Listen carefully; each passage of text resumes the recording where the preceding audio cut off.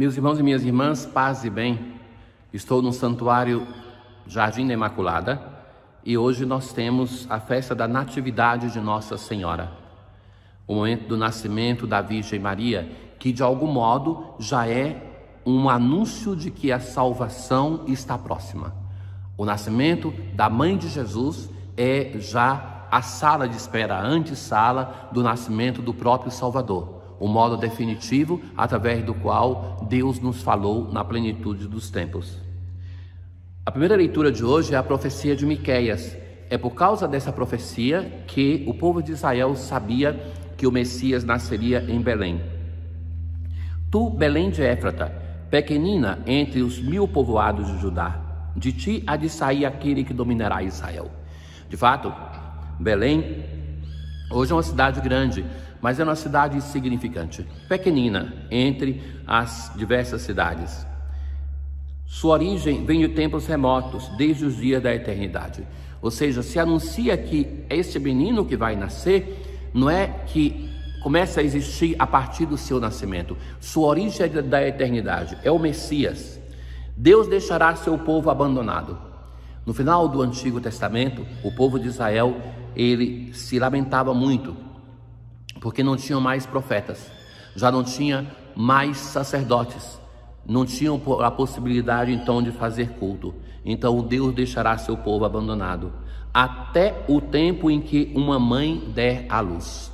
Esta mãe é a mãe do Messias, do Salvador. Esta mãe é Maria, a mãe de Jesus e nossa. Ele não recuará, apacentará com a força do Senhor.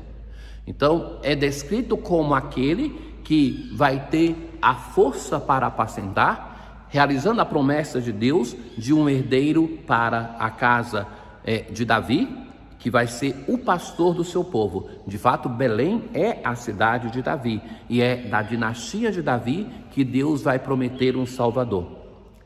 Os homens viverão em paz. A chegada do Messias é o anúncio da paz. Todos esperavam a chegada do Filho de Deus, do Messias, para começar um reino de paz, pois ele agora estenderá o poder até os confins da terra, e ele mesmo será a paz. O próprio Senhor Jesus é a nossa paz, ele é o Senhor. O salmo responsorial de hoje, o Salmo 70, sois meu apoio desde antes que eu nascesse. Quando nós celebramos a Natividade de Maria, que na liturgia nós temos a festa da Natividade somente da Virgem Maria, a Natividade de São João Batista e a Natividade do Senhor. Então, os outros santos nós celebramos o Dies Natalis, que é o dia da sua morte, o nascimento para Deus. Ora, sois meu apoio desde antes que eu nascesse. Nós contemplamos na história de Maria aquela que é a toda santa Mãe de Deus, a Imaculada Conceição, como celebramos no dia 8 de dezembro, aquela que é, antes do nascimento, redimida, salva pelo seu Filho e Salvador. Desde o seio materno, o meu amparo, para vós o meu louvor eternamente. Uma vez se confiei no vosso amor, meu coração por vosso auxílio rejubile. Na aclamação ao Evangelho de hoje, sois feliz, Virgem Maria, e mereceis todo louvor, pois de vós se levantou o sol brilhante da justiça, que é Cristo, nosso Deus, pelo qual nós fomos salvos. A Virgem Maria é aquela que prenuncia a chegada do sol, a toda santa Mãe de Deus, aquela que já a sua chegada anuncia que a salvação de Deus definitiva já é vizinha. E encontramos hoje no Evangelho a narração da origem de Jesus, segundo o Evangelho de Mateus. Depois que Mateus tem a sua genealogia, começa a narrar concretamente esse momento em que José é aquele que está, de algum modo, no centro da narração, mesmo que o centro do Evangelho seja sempre Jesus. Como no Evangelho nós não temos a narração do nascimento de Maria, então na festa de hoje nós vamos ouvir a narração da história de Jesus, que Maria nos é importante à medida que ela é a discípula, e a discípula por excelência, aquela que nos deu o Salvador. A origem de Jesus foi assim: Maria, sua mãe, estava prometida em casamento a José. Já tantas vezes explicamos esse rito do casamento de Israel, que se tinha uma primeira celebração e que mais ou menos só depois de um ano é que a noiva ia para coabitar na casa do noivo. Durante esse tempo ele estava prometida em casamento. Para nós brasileiros é mais fácil porque nós temos um rito semelhante, que é aquele do noivado, que já se tem um compromisso maior do que o namoro, mas ainda não é casamento. Então, é esse tempo que eles estão vivendo, não estão convivendo ainda. Então, Maria não podia estar grávida. Ela se encontrou grávida pela ação do Espírito Santo. José, seu marido, era justo e, não querendo denunciá-la, resolveu abandonar Maria em segredo. Veja a grandeza deste homem. José é chamado com esse adjetivo, um homem justo. Aquele que resolve deixar em silêncio. Por que faz isso? A interpretação mais recorrente do nosso tempo é aquela de que ele pensava que Maria tinha traído-o e que isso para Maria seria uma pena capital, ainda que não era executada no tempo de Jesus. Lembram da adúltera do Evangelho que levam para Jesus uma mulher flagrada em adultério? E que Jesus, então, aquele episódio que ele começa a escrever no chão e vai dizer: quem não tem pecado que atire a primeira pedra. Ora, Maria estaria nessa situação. Mas existe uma outra interpretação possível que caiu no esquecimento no nosso tempo, é que José se encontraria já na convicção de que Maria estava grávida pela força, pela ação do Espírito Santo, e daria à luz ao Filho de Deus. Então, qual seria o papel dele nessa história?